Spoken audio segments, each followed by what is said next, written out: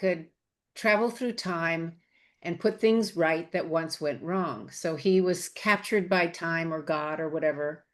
And he was set in these situations where something went wrong. And he had to figure it out with his hologram sidekick, who was from the future looking up what went wrong at the time.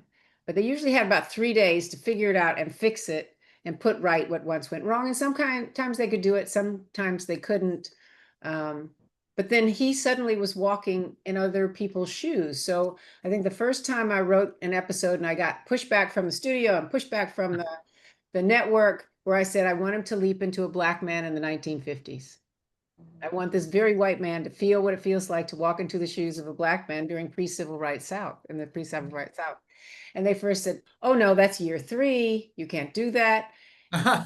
They, they gave you a specific season, like, we can't do this yet. Right, we can do it, but in the future. And I went, no, you're absolutely wrong. This is what the show is about. This is about what it's like for a man to walk in another man's shoes. And then I wrote him as a woman in the 60s being dealing with unliberated men all around her. Oh him, my her. gosh.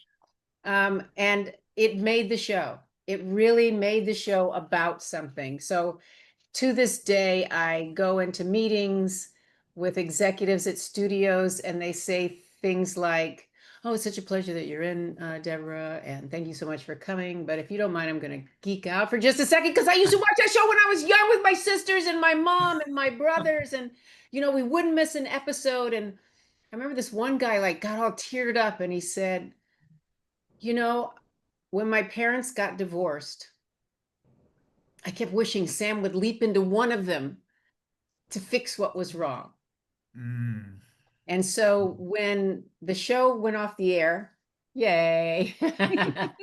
When the show went off of the air the first time, I remember them saying, oh, we're going to bring Sam home. And I said, no, you're not.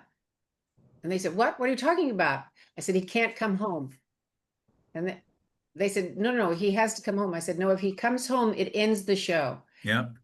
For real, to this day, the show never went off the air. It came back for the reboot.